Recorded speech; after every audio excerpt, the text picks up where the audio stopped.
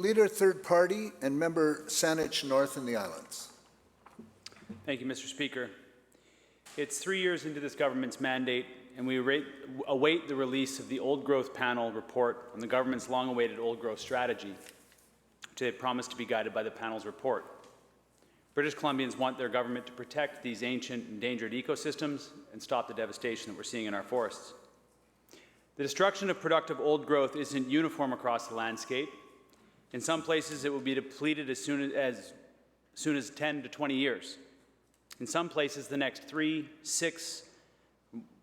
months, 6 months, 1 year make a huge difference for protecting impact groves of ancient forest. Unfortunately, the rarest and most productive forests are going first. We need an immediate pause in these critical areas home to some of the last remaining productive, unprotected old growth on Earth, while a strategy for science-based old growth management across BC is developed. We can't wait any longer. My question through you, Honourable Speaker, is to the Minister of Forests, Lands, Natural Resource Operations and Rural Development.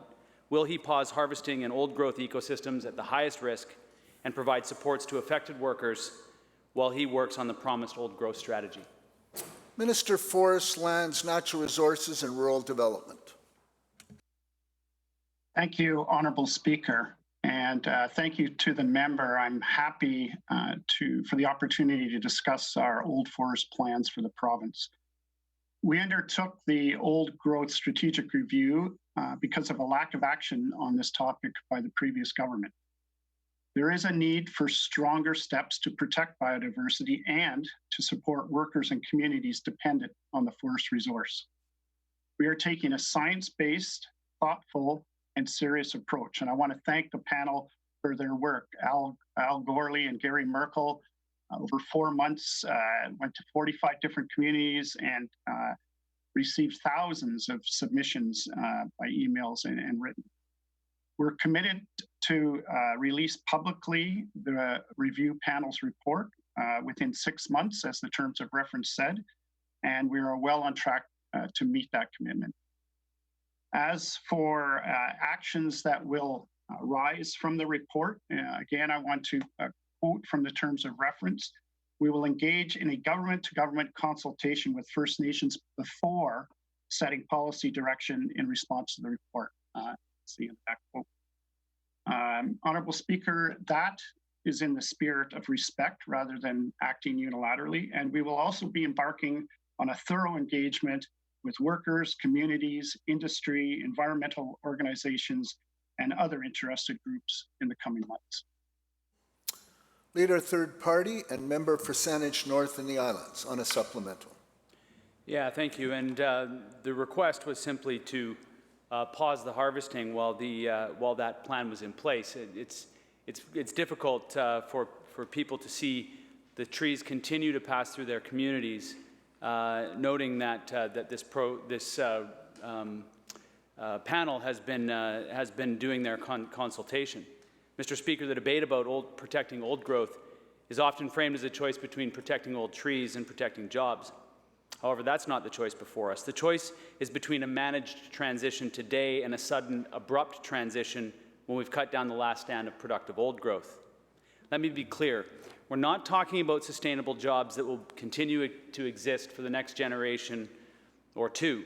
We know from a recent analysis published by independent scientists that the transition from old forest harvest is imminent. We also know that as the high productivity old growth on the land based is harvested, communities will experience a fall down effect in jobs will disappear as the volume goes down and the industry logs smaller and smaller second growth. We urgently need a plan to transition forestry workers and communities dependent on this non-renewable resource. My question through you, Honourable Speaker, is again to the Minister of Forest, Lands, Natural Resource Operations and Rural Development. The time for transition is now. What specific steps is his ministry taking to transition communities from a dependence on old growth logging, and how much funding is he demanding from the stimulus spending for this effort? Minister of Forests, Lands, Natural Resources and Rural Development. Thank you, Honourable Speaker. Well, I want to assure the member that we've begun transition work already for forest-dependent communities and workers to diversify the local economy, and really that's at the basis of his question. A couple of examples of that are recent community grants that we announced. Port Hardy, for instance, received $60,000 for boatyard haul-out feasibility study. Port Alice received $80,000 for an interpretive sign project. And First Nations received over $92,000 of First Nations consortium to expand cold storage and freezing of local seafoods to fulfill local markets. I also want to make sure that members know that workers who are already displaced from the forest sector on the coast are able to access through the Ministry of Labor the offices we opened last year for retraining purposes and for getting support services for themselves to look to the future and other employment.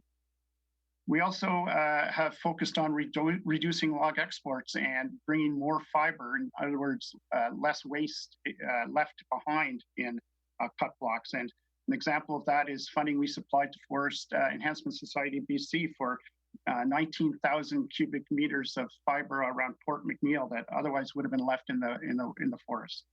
Over $250,000 grant. We're also focusing on mass timber to increase value over volume because we know volume available for timber products will be less in the future.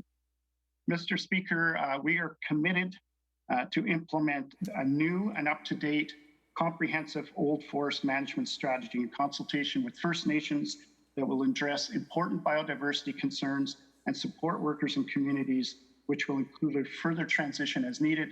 And the member knows that we will be putting forth our recovery plans as far as the economic recovery very soon in the coming months. That will include measures to assist forest-dependent communities as well.